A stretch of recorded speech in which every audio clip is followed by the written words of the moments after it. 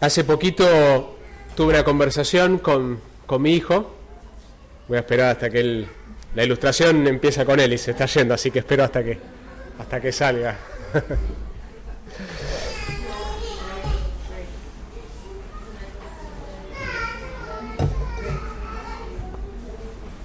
¿Están dando el audio? ¿Se estás preguntando? ¿Tenemos el audio que están dando en el cuarto para escuchar? Sí. La idea es que se pueda escuchar ahí, cerramos la puerta y se puede escuchar, así tenemos toda la concentración. Hace un tiempito estaba teniendo una charla con mi hijo y como papá uno anhela que los hijos de uno conozcan al Señor a la edad más temprana. También uno quiere asegurarse de que la profesión del niño, la creencia en Jesús como Salvador es genuina. Entonces uno tampoco quiere apurar los procesos porque es una obra de Dios, es una obra del Espíritu Santo.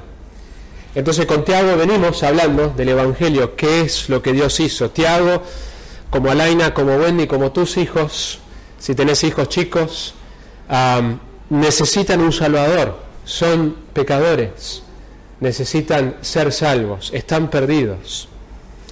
Entonces, parte de la crianza, una gran parte de la crianza es esto, es evangelizar a nuestros hijos, al punto de que vemos que hay una conversión que es genuina, y entonces discipularlos, así como hacemos en la iglesia.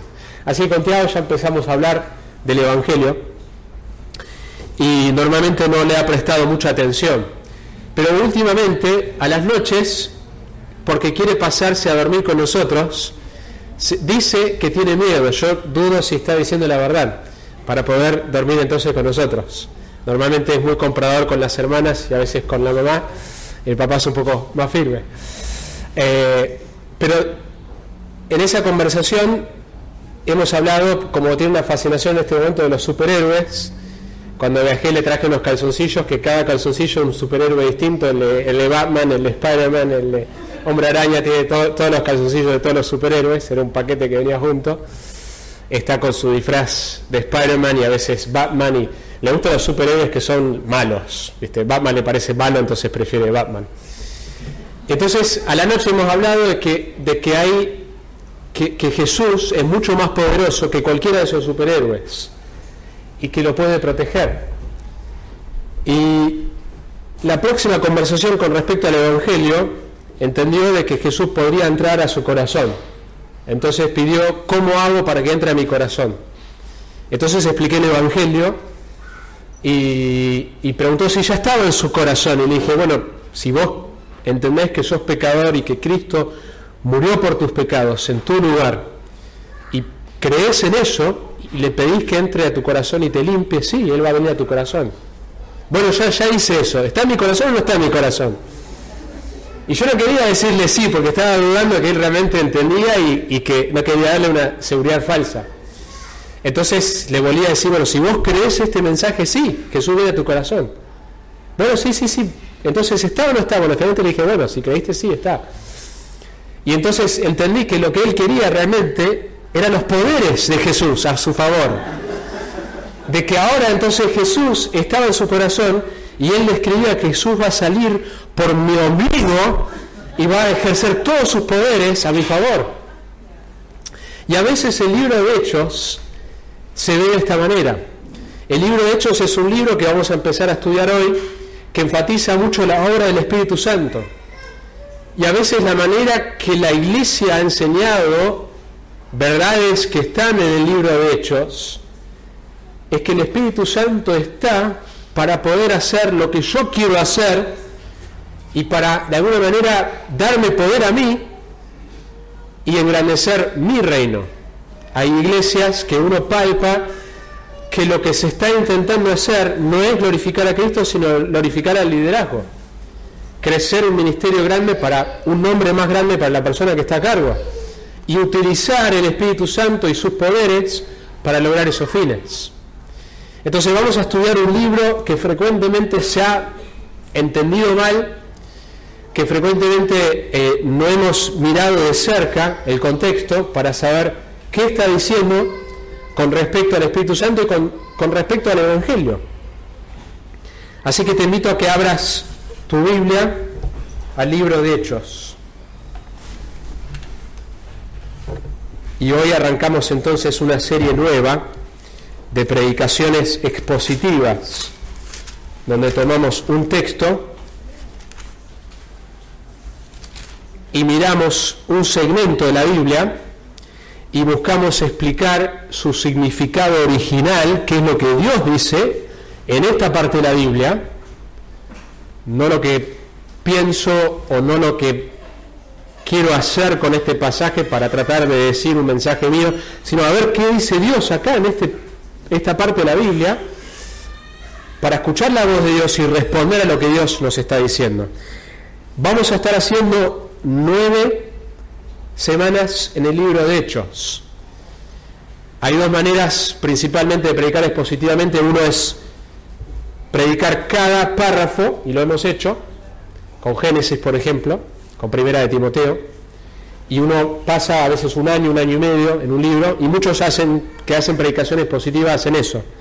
Hace poquito he cambiado para darnos la oportunidad de estar expuesto a más libros y tener series más cortas. Esta es la segunda manera de hacer predicaciones expositivas, donde tomamos un libro y lo predicamos de punta a punta, pero voy eligiendo los pasajes más claves del libro de Hechos. Así que yo he elegido 9 historias, 9 segmentos en el libro de Hechos para poder darnos un pantallazo del libro y escuchar lo que Dios dice a través de cada uno de estos 9 mensajes. Y hoy vamos a estar mirando Hechos 1 del 1 al 11.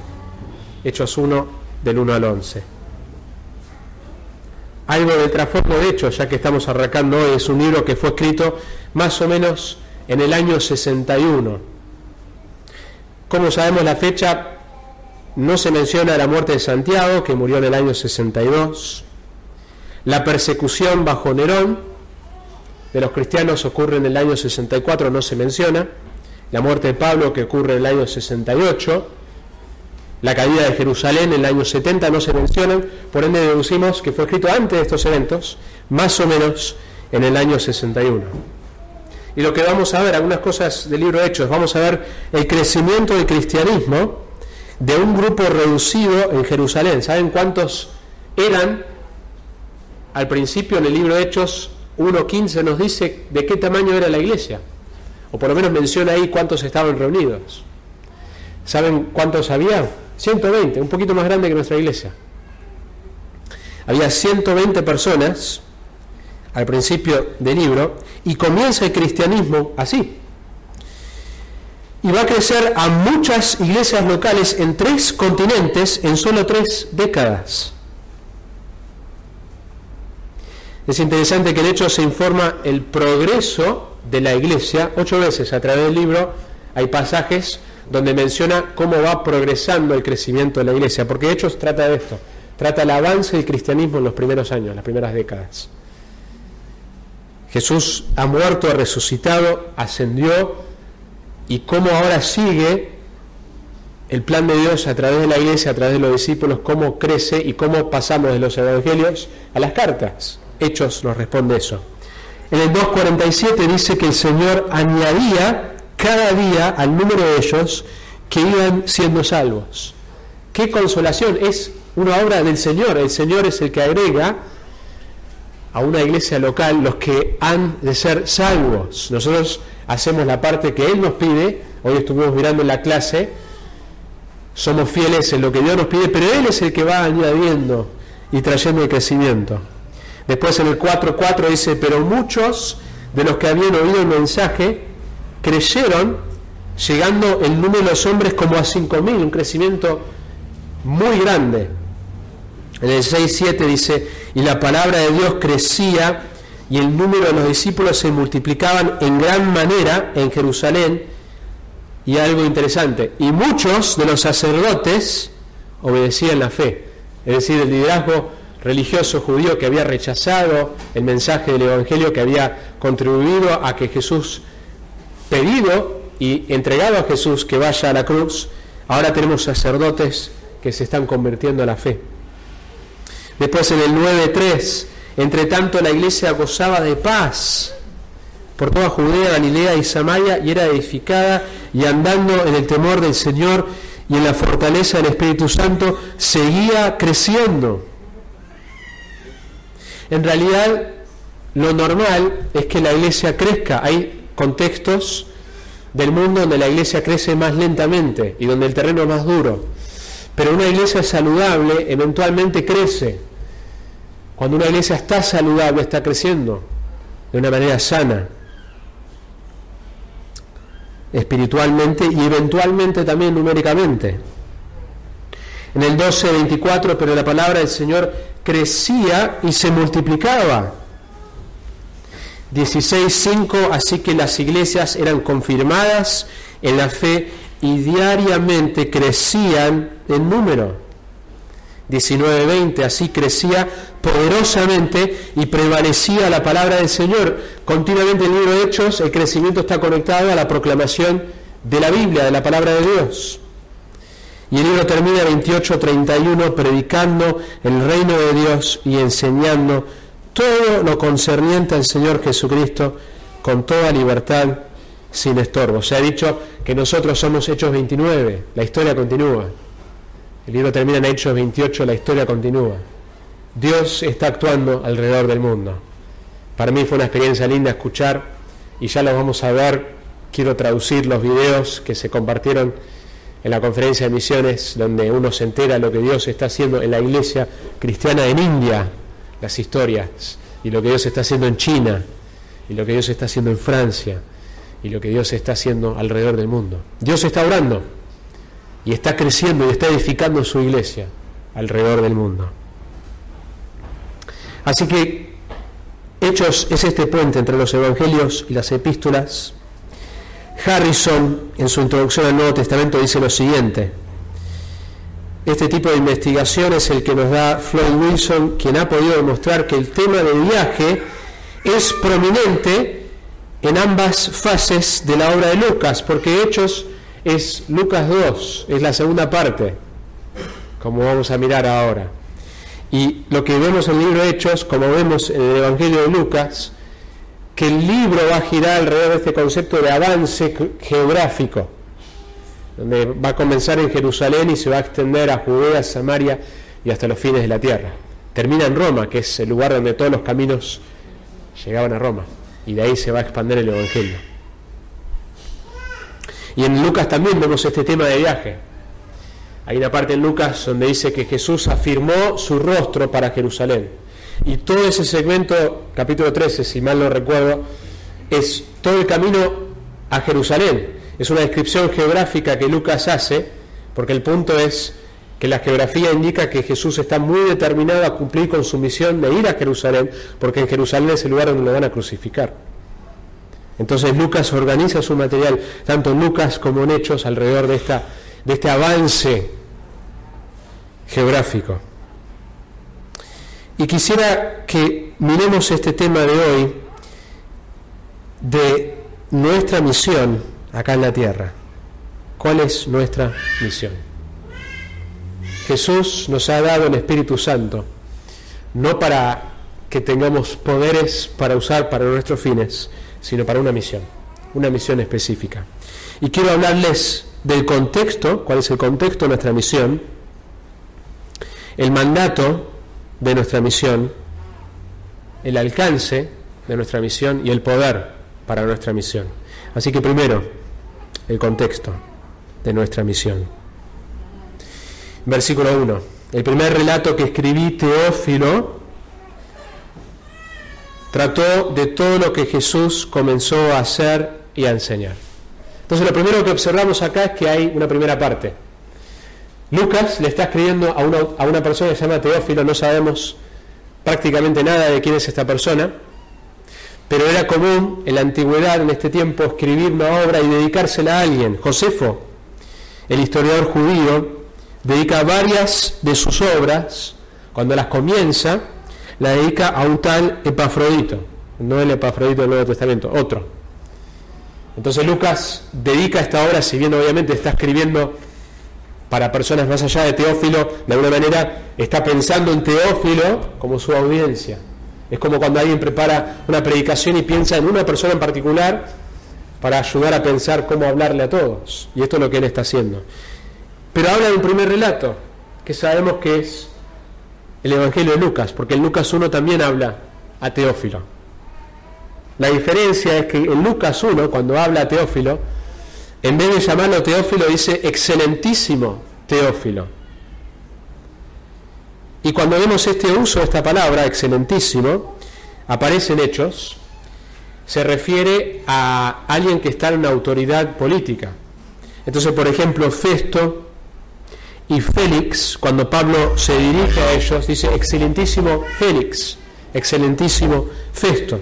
Esto nos lleva a concluir que Teófilo probablemente tenía algún tipo de autoridad o jerarquía importante, y por eso Lucas le dice excelentísimo Teófilo, te escribí esto en el Evangelio de Lucas para que sepas con certeza, lo he investigado, he consultado con testigos oculares para que sepas que este mensaje es verdadero.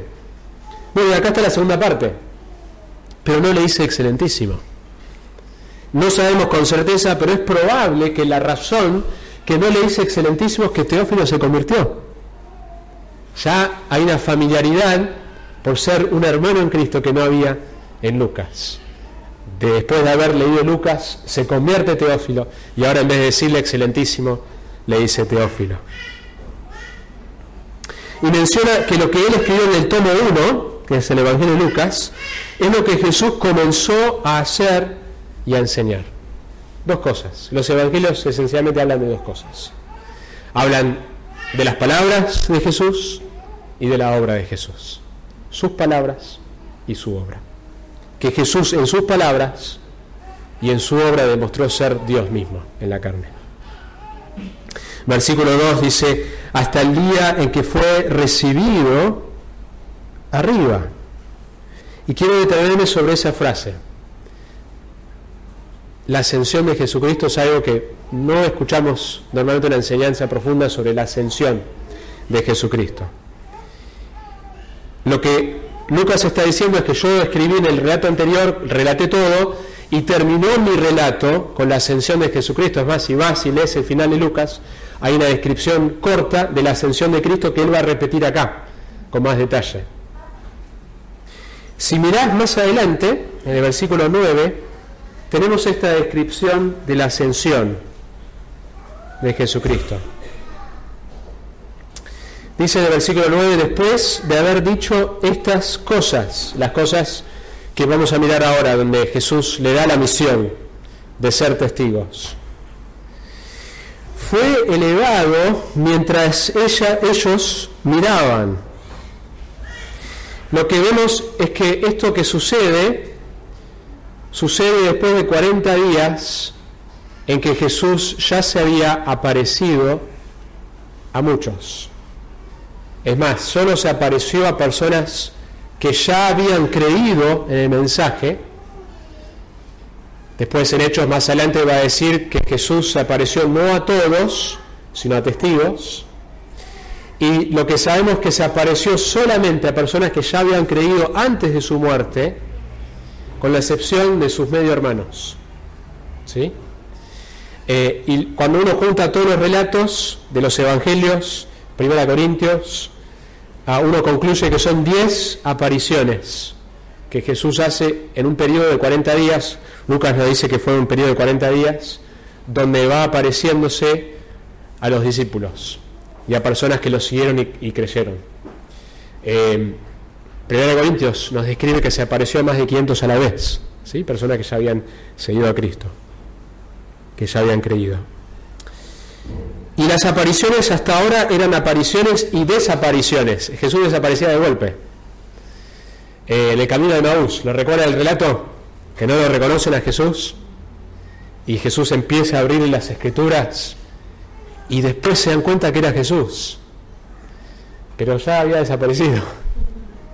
O hay momentos donde están juntos todos y de pronto aparece en el cuarto, pasa a ustedes, y todos están con un temor terrible y no creen que es Jesús. ¿Y qué hace Jesús? Dice, mira mis manos, mira mis pies, dame algo de comer. Un espíritu no come, y come con ellos. Entonces da evidencias de que realmente es Él y que realmente resucitó. Pero lo que vemos es que Él, en estas apariciones, otra vez vemos que está en la playa, Juan 21, y les está preparando un asadito con los pescados, ¿sí? Los espera. Pero también de golpe. No sabemos exactamente dónde estaba intermedio. Alguno dice que subió y bajó del cielo en ese tiempo, o fue desapareciendo y apareciendo en su cuerpo de gloria. No lo sabemos. Sabemos que hubo apariciones, varias, que el texto nos narra, fueron 10 que nos narra, y sabemos que en estos días les está hablando el reino de Dios. Entonces, ¿qué hace que esta vez que desaparece sea distinta? Porque ya aparece, desaparece, y de pronto está con ellos y desaparece nuevamente. ¿Cómo saben que esta vez ya no vuelve por un tiempo? Bueno, miremos el texto. Dice que fue elevado mientras ellos miraban. Hay algo distinto en este relato. No es la primera vez que desaparece de la vista, pero hay algo distinto. Se va a elevar y va a ser algo más progresivo. Vemos que el texto nos dice que ellos miran, y en el versículo 10 están mirando fijamente al cielo mientras él ascendía. Es decir, fue algo lento, algo progresivo, para que les caiga la ficha: esta vez sí me voy y no me quedo. Voy a estar, pero no voy a estar en mi cuerpo glorificado. Lucas quiere mostrarnos que Jesús deja el escenario de este mundo y entra a la gloria celestial. Y su cuerpo físico no lo vamos a ver hasta que Él venga en su segunda venida. Vamos a tener en Hechos momentos donde Jesús aparece en una visión. En el libro de Apocalipsis Jesús vuelve a hablar, tenemos una visión de Jesús glorificado, pero ya no hay más tocarlo, que Él coma con vos. Eso ya no va a ocurrir más hasta que Él vuelva en su segunda venida.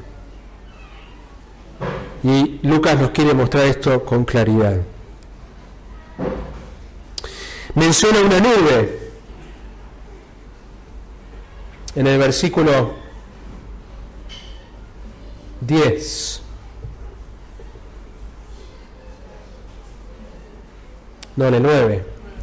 Fue elevado mientras ellos miraban y una nube le recibió. Esto no es un detalle irrelevante, la nube que menciona. F.F. Bruce, un estudioso, comenta: la transfiguración, ¿se acuerdan de la transfiguración? Hubo una nube también. La ascensión, como está descrita aquí, y la parusía es la segunda venida de Jesús. Son 3 manifestaciones sucesivas de la gloria divina de Jesús. La nube en cada caso debe entenderse como la nube que envuelve la gloria de Dios. La nube que posada sobre el tabernáculo mosaico y llenando el templo de Salomón constituía la señal visible para Israel de que la gloria divina había hecho su residencia ahí. Para el judío, cuando veía la nube, recordaba el tabernáculo y esta nube que los guiaba de día, la presencia de Dios. O cuando Salomón dedica el templo y se llena con la nube, es una indicación clara de la presencia de Dios, algo visible. Entonces lo que vemos acá es tanto Jesús desaparece gradualmente para que ellos entiendan esto es algo distinto a las otras veces. Hay una nube, les haría recordar la transfiguración. Sabemos que la segunda venida está asociada también con una nube y está asociado con relatos del Antiguo Testamento que ellos conocían.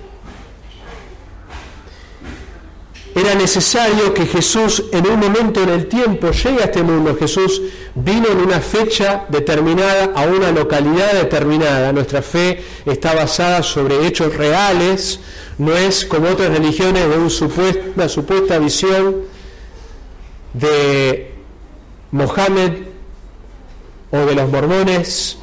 No, son lugares que están en un mapa con evidencias de que esta persona nació cuando este era gobernador, y es una fecha y un lugar específico, el Monte Olivos, donde él se va corporalmente. Era necesario que Jesús llegue en un tiempo particular y que también en un momento particular lo deje. Y lo que vemos acá está directamente relacionado con nuestra esperanza de una segunda venida y cómo es esa segunda venida de real, porque Jesús asciende en una nube, personalmente es Él, corporalmente es un cuerpo físico que se puede tocar, que puede comer, visiblemente, gloriosamente, y de esa manera va a regresar Jesús también, de la manera que ascendió, los ángeles dicen: ¿por qué te quedás mirando al cielo? Este mismo Jesús que ha sido tomado de vosotros al cielo vendrá de la misma manera, tal como la habéis visto ir al cielo. Se fue personalmente, se fue en gloria, se fue corporalmente. De esa manera va a regresar. Un autor resume el significado de la ascensión de Jesucristo de la siguiente manera. Número 1, es la confirmación de la exaltación de Cristo y su presente señorío. Jesús es Señor sobre todo el universo. Jesús es Señor sobre tu vida. Cedas o no, yo ceda o no a su autoridad, Él es Señor. Número 2, es la explicación de la continuidad del ministerio de judíos a la de la iglesia, que ahora pasa el ministerio que Jesús tuvo a Israel, va a haber una transición en Hechos a la iglesia, que está compuesto por personas judías y no judías. Y Pablo va a escribir varias cartas para explicar este concepto que era difícil de entender. Pedro le costó varios capítulos en el libro de Hechos entender: esto lo tengo que compartir con todos, no con judíos solamente. Sí, es para todos, es para todas las etnias, para todos los grupos étnicos. Número 3, es la culminación de las apariciones después de la resurrección de Jesús. Esta aparición, cuando Él asciende, es la última, ya no hay más. No vamos a ver a Jesús en su cuerpo glorificado hasta que Él vuelva, en su segunda venida. Número 4, es el preludio para enviar el Espíritu Santo. Jesús dijo: si yo no me voy, no voy a enviar. Hay una correlación, yo me voy para entonces poder enviar al Espíritu Santo. No los voy a dejar como huérfanos. El ministerio del Espíritu Santo hoy en nuestras vidas y la vida de la iglesia está asociada con la ascensión y que Jesús se sentó a la diestra del Padre para enviar entonces el Espíritu Santo. Que el cuerpo físico de Jesús glorificado ascendió, pero entonces su cuerpo espiritual continúa su obra, que es la iglesia. Número 5, es el fundamento de la misión cristiana, de que completó la obra. No es el mensaje del Evangelio, es que Él murió, fue sepultado, que resucitó al tercer día y no termina ahí, y que ascendió y no termina ahí, y que se sentó a la diestra del Padre y no termina ahí, y que esperamos entonces su segunda venida. Ese es el mensaje completo. Y número 6, es la garantía del retorno de Cristo, que Jesús se haya ido de esta manera y que haya dos ángeles que dicen: así como se fue, así va a volver, y que esto fuera tan real y tangible, es la garantía de que Jesús va a volver también. No se fue como un fantasma, no se fue de una manera como una visión. Su cuerpo, que había comido con ellos, ascendió, su cuerpo físico, y va a volver. En el versículo 10 menciona que son 2 varones en vestiduras blancas. Y si ustedes recuerdan, ya vimos 2 varones en vestiduras blancas hace poquito, en la historia de la sepultura, la muerte, sepultura, resurrección de Cristo. Está en la resurrección, 2 ángeles. Y la idea es que en el Antiguo Testamento tu testimonio era válido si había 2 testigos. Tenía que haber 2 testigos para que tu testimonio sea válido. Son 2 ángeles que dan testimonio de la resurrección, y acá están dando testimonio de la parusía, la aparición, la segunda venida de Jesucristo, que esto va a suceder. Seguimos en el texto, en Hechos 1 para atrás, versículo 2, hasta el día en que fue recibido arriba, después de que por el Espíritu Santo había dado instrucciones a los apóstoles que había escogido. A estos también, después de su padecimiento, se presentó vivo con muchas pruebas convincentes. La palabra pruebas convincentes es una sola palabra en el original. Solo aparece acá en el Nuevo Testamento, y la idea es evidencia irrefutable. El cristianismo, el mensaje del cristianismo que proclamamos, es un mensaje que lo creemos por fe. La fe viene por el oír. Pero la fe no es creer en algo que no tiene evidencia irrefutable. El cristianismo tiene una evidencia irrefutable. Que el corazón del hombre lo rechace por su necedad, por no querer ponerse bajo la autoridad de Dios, no significa que el cristianismo no tenga evidencia irrefutable. Tenemos un mensaje que tiene muchísimas evidencias de una tumba vacía que no tiene una explicación que tenga sentido fuera de que Jesús realmente resucitó. Ninguna religión proclama eso. Jesús les dio evidencia irrefutable.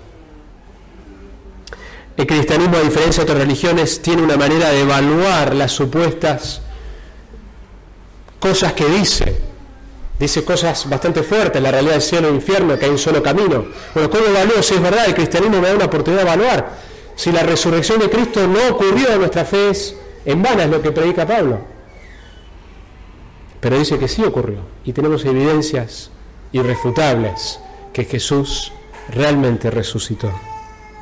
1 Corintios 15 dice que se aparece a más de 500 personas, las cuales viven todavía. Pablo le dice, lástima que están muertos y no podés ir a consultarles si fue así. No, nadie habla con ellos. Más de 500 personas lo vieron resucitado, son testigos oculares. Una persona dijo que el origen de la iglesia cristiana, por más que niegues la resurrección, niegues la veracidad de los evangelios, hay una historia, en las páginas de la historia, que es la iglesia cristiana, con atrocidades, por supuesto. A medida que el ser humano se desvió de la palabra, hubo atrocidades que la iglesia cometió. Pero hay una historia, uno tiene que explicar cómo comienza. Toda religión tiene un comienzo. ¿Cómo comienza la religión cristiana? Y un autor dijo que el origen de la iglesia cristiana permanece un misterio si rechazamos la única respuesta que nos da la misma iglesia cristiana, que la iglesia cristiana comenzó porque Jesús resucitó y se apareció, y que los que proclamaron vieron al cuerpo físico y literal de Jesucristo. Entonces el origen de la iglesia es un testimonio de la veracidad de nuestra fe. Proclamamos una resurrección histórica. El texto continúa y dice que apareciéndoles durante 40 días y hablándoles de lo concerniente al reino de Dios. Hubo 40 días que estas apariciones ocurrieron y el contenido del mensaje era el reino de Dios. Es interesante que Jesús tuvo un ministerio terrenal precedido por 40 días de estar en el desierto. Y ahora el ministerio espiritual a través del cuerpo de Cristo, que es la iglesia, precedido por 40 días también. Moisés estuvo en Sinaí 40 días para preparar a Israel para su misión. Jesús estuvo con los discípulos 40 días para preparar a la iglesia para su misión. ¿Y cuál era el contenido de lo que habló con ellos? El reino de Dios. El reino de Dios. Nosotros de alguna manera proclamamos a las personas que se sometan al rey, que hay un reino que es eterno, hay un reino que Dios en este momento está gobernando, permitiendo que el ser humano esté en rebeldía, permitiendo que Satanás sea el príncipe de este mundo, pero que está soberanamente gobernando sobre todo eso, y que un día va a deshacerse de toda maldad. Proclamamos un reino, un mensaje de un reino. Somos hijos de un rey. Y ellos vienen escuchando acerca de este reino, que ya había hablado en Lucas. La frase reino de Dios aparece como 30 veces en Lucas. Y les sigue hablando de este reino. En Lucas 24, 27 y 32 son dos ejemplos. En el camino de Maús, que están los hombres, las dos personas con Jesús, que hasta un momento no sabían quién era, y dice que sus corazones ardían cuando les abrió las Escrituras, de entender cosas que no entendían. Y Jesús en estos 40 días seguro les está revelando cosas que ellos no habían entendido del reino de Dios. Imagínense, vos sos uno de los discípulos, y entendés que Jesús es el Mesías, y conocés el Antiguo Testamento, vino el Mesías, no vamos a estar más bajo el poder de Roma, no vamos a pagar más impuestos a Roma, vino el Mesías, vamos a tener paz, Jerusalén va a ser la capital del mundo como describe el Antiguo Testamento, y de pronto lo crucifican. Imagínate la confusión, y todos tus sueños, estás totalmente desanimado, los discípulos lo abandonaron en la cruz, Pedro lo negó, y hay una confusión total. Pensaste que era el Mesías y ahora quizás estás cuestionando. y después resucita, y no lo podés creer. Pedro salió corriendo.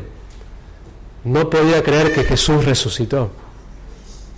Bueno, ahora, finalmente, versículo 6 dice: entonces los que estaban reunidos le preguntaban diciendo: Señor, ¿restaurarás en este tiempo el reino de Israel? Es una pregunta lógica.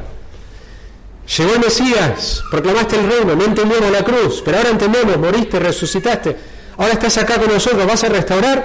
No, todavía no. Versículo 7: no os corresponde a vosotros saber los tiempos ni las épocas que el Padre ha fijado con su propia autoridad.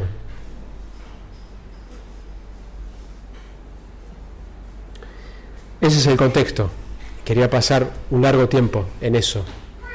Ese es el contexto que es importantísimo que entendamos de nuestra misión. Nuestra misión la conocemos, es más clara, y quiero hablar algo de eso también.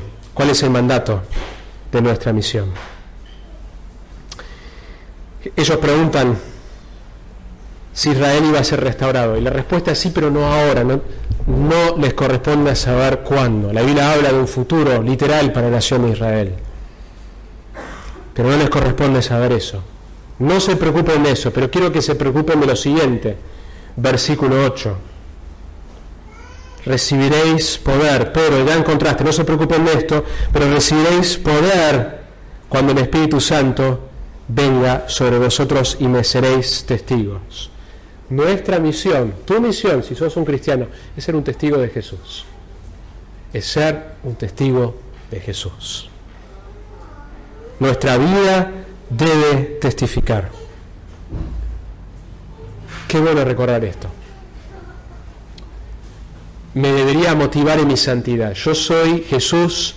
Hay un periodo intermedio en este momento. Jesús subió, está en este momento a la diestra del Padre, envió su Espíritu Santo. El Espíritu Santo reside en mí si soy un hijo de Dios, y estoy acá para algo, estoy acá para ser un testigo. Mi vida debería testificar del reino de Dios. Somos testigos. Varias veces aparece este concepto en Hechos, 39 veces. Dice una vez: Dios resucitó a Jesús de la muerte y nosotros somos testigos del hecho. Ustedes mataron al autor de la vida, pero Dios lo resucitó entre los muertos. Nosotros somos testigos de esto. Somos testigos de un mensaje. Se cuenta de un hombre que conocía a David Livingstone, misionero a África, y dijo: si hubiera pasado más tiempo con él, estaría quizás persuadido a convertirme en un cristiano. Y eso que todavía no me había hablado. Su vida testificó del cristianismo, del evangelio. Somos testigos.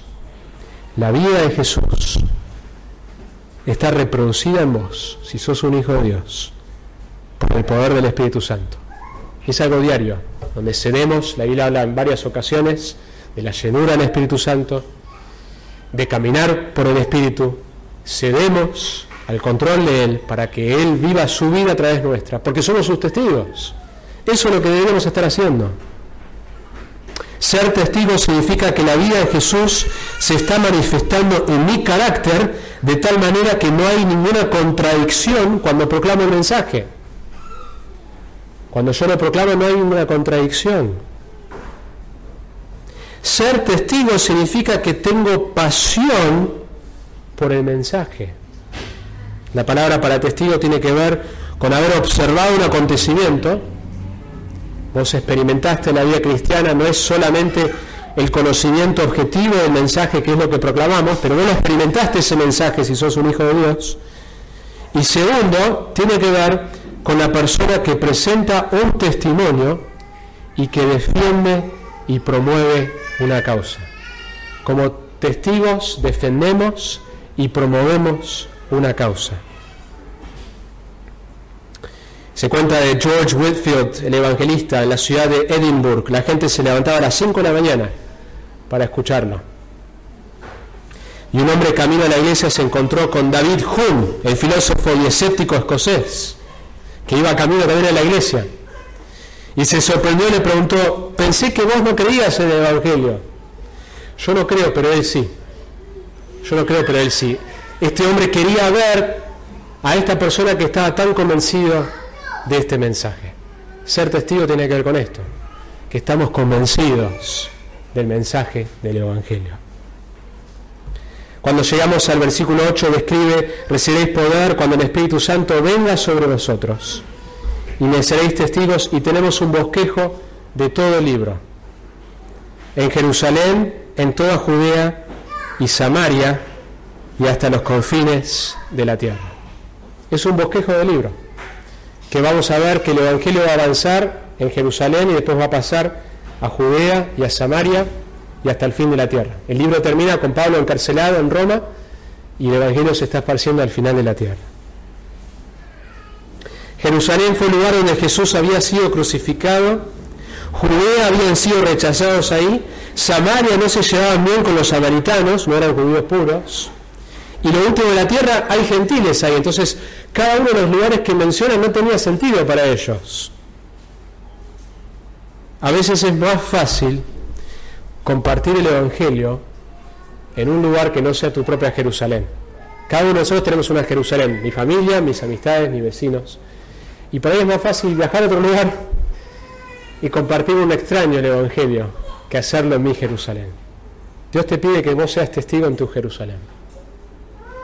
Que vos testifiques con tu vida y tu proclamación, con tus parientes no cristianos, con tus amistades, con tus vecinos, que vos seas un testigo de Él.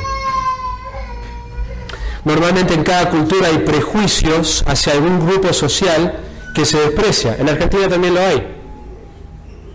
Somos llamados a ser testigos con nuestra Samaria. Cada uno de ustedes tiene una Samaria. Tu Samaria son personas con las cuales fuera de Cristo no te llevarías bien, ni tendrías ninguna motivación para amarlos ni acercarte a ellos. ¿Vos conocés a alguien que no estás motivado a amarlo ni a acercarte? Claro que sí, todos tenemos. Esa es tu Samaria. Ahí también Jesús quiere que vos seas un testigo. Hasta el fin del mundo. Nuestra misión es imposible. Es hasta lo último de la tierra. ¿Cómo hacemos para hacer esta misión imposible? La tercera cosa, el poder para nuestra misión. El poder para nuestra misión. El Espíritu Santo. Recibiréis poder cuando el Espíritu Santo venga sobre vosotros. Ellos tenían que esperar antes de hacer lo que ya les había dicho. Ya les había dicho antes: hagan discípulos de todas las naciones. Pero acá les dice: quiero que se queden en Jerusalén. No hagan nada, esperen, oren. Y cuando venga el Espíritu Santo, entonces ahí. Hay cosas, de hechos, que son principios que no se aplican tal cual. Nosotros no somos llamados a repetir Pentecostés, como no somos llamados a intentar de que haya otra crucifixión, otra sepultura, otra resurrección. Pentecostés es un evento irrepetible. No va a haber otro Pentecostés. Intentar repetirlo es como intentar repetir la crucifixión y la muerte y la resurrección de Cristo. Pero sí podemos aprender principios para hoy. Hoy, cuando conocemos a Cristo, ese es el momento que el Espíritu Santo ya viene a tu vida. No hay un segundo bautismo. No hay un después. Ese es el momento de creer. Acá es distinto, porque es una etapa de transición. Pero el principio es que necesitamos del poder del Espíritu Santo para ser testigos. Necesitamos del Espíritu Santo para vencer el pecado en nuestra vida.